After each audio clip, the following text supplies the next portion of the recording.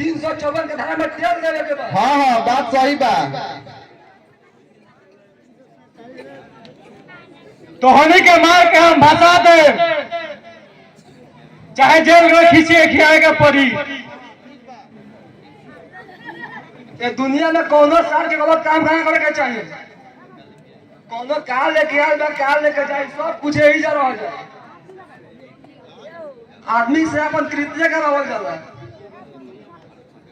हमनी के भारत माई के बेटा है सो, गांधी जी के, गांधी जी ऐसा देश के हमनी के सेवा करे के बा।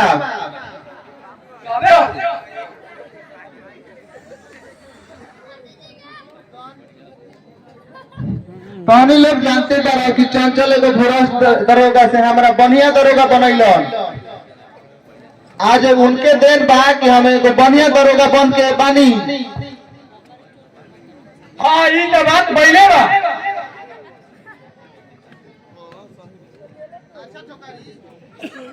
ठोकारी हमारा ये नहीं के समझ में आवत कि हम चंचल से के तरह पेश आए। उनका के हम छोड़ दी कि थाना में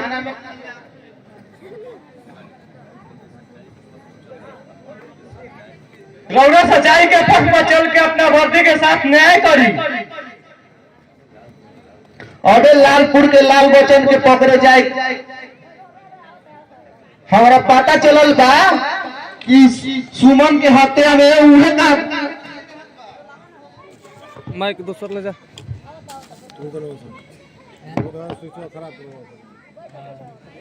चंचला के बारे में क्या सोचा तुमने। उनको के पकड़ल जाई, उनका सेवक रंगवा के हत्या ना करे के चाहिए, छोड़ल ना जाई। उनका मर्डर ना करे के चाहत रहे, उनका के भी पकड़ल जाई, ना छोड़ल जाई।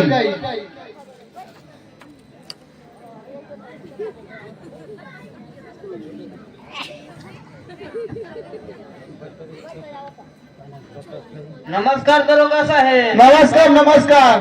बैठी। तो अब कहाँ समाचार बा। ठीक है बा। हमरो समाचार ठीक बा। जानता नहीं दरोगा साहेब। हाँ हाँ बोली। हमारा मेहरारू का नाम सुमन रहे। अच्छा आज से कुछ दिन पहले ओकरा पेट में दर्द भइल।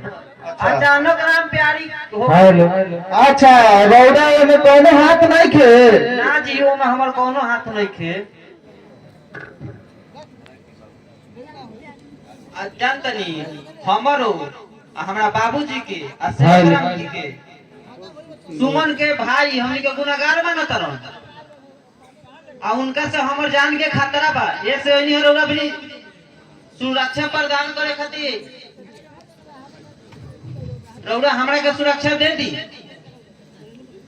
जे खुदे गुनाहगार बा ओकरा सुरक्षा का है। का हमनी के गुनाहगार बनी जा। ना हमनी के गुनाहगार बानी जा। तो हर दिमाग पागल नहीं खड़ू हो गए।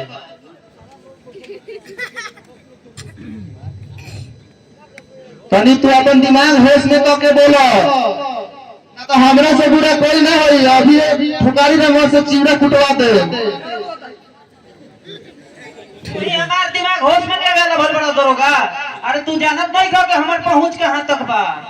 अब वही जब ए थाना में कितना दरोगा होइल कितना गइल कुछ ना कोई पड़इल। अभी तारा निमन दरोगा से भेंट कहाँ भइल बा। आज हम तारा के समझा दे। तू साथ साथ बतावा कि सुमन के हत्या में केकर केकर हाथ बा। हम जौन कुछ बतानी और सोच बतानी हो और सोच के सिवा झूठ ना बतानी हो। अब मानी चाहे न तो मानी लोग। हमनी के झूठ बोलता नहीं सर, तू सच बोलता रहो। हो सकेला रोरा झूठ बोलत हो। देख जब सोच अंगुरी से घी ना निकलेला तो अंगुरी टेढ़ करे के पड़ेला। तू हमारा के तो चिन्हत नहीं खा बढ़िया से। अभी तू नया नया थाना में आइल बड़ो। तहरा लेखन कातना दरोगा होइल आ कातना गइल। जोगारी तनी एकरा ऊपर ऐसा जुगाड़ फिट कर कि सच सच बतावे खातिर तैयार हो जा। मानो सर रेडियो चालू अभी मत कर, रेडियो अभी कुछ देर बंद कर दे रहो।